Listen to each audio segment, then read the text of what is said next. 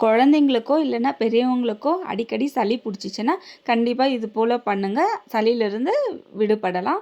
நான் வந்து அதுக்கு என்ன பண்ணியிருக்கேன்னா தூதுவளை தான் எடுத்துருக்குறேன். தூதுவளை வந்து கொஞ்சம் மேலே வந்து முள்ளாக இருக்கும். அதில் வந்து கையை வச்சா வந்து நம்ம கை வந்து முள்ளில் வந்து கன்ஃபார்ம் குத்திக்கும். அதனால் நான் வந்து கையில் பிக்கிறதுக்கு பதிலாக இது போல் சிசர் எடுத்துக்கிட்டிங்கன்னா ரொம்பவே ஈஸியாக இருக்கும்.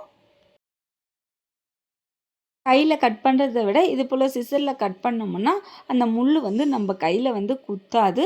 அது மட்டும் இல்லாமல் ஈஸியாகவும் கட் பண்ணிடலாம், சீக்கிரமாகவும் முடிஞ்சு போகுது.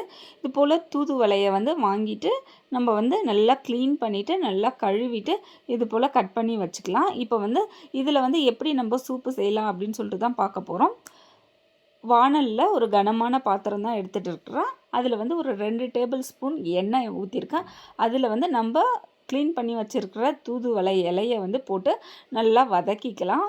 வதக்கிட்டு கொஞ்சம் கலர் மாறின பிறகு மிளகு 1 டேபிள் ஸ்பூன், சீரகம் 1 டேபிள் ஸ்பூன், 5லிருந்து 6 பல் பூண்டு நல்லா தோல் உரித்து எடுத்துக்கலாம். உரிச்சிட்டு அது எல்லாத்துலேயும் நல்லா போட்டு வதக்கி எடுத்துட்டு மிக்ஸி ஜாரில் போட்டு நைஸாக அரைச்சி எடுத்துப்போம்.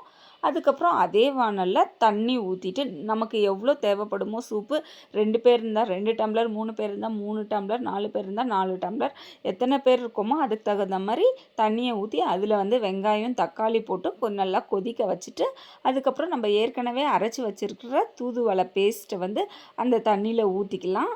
அதுக்கப்புறம் தேவையான அளவு உப்பு வந்து சேர்த்துக்கலாம். சேர்த்துட்டு கொஞ்சம் நல்லா கொதி வரட்டும்.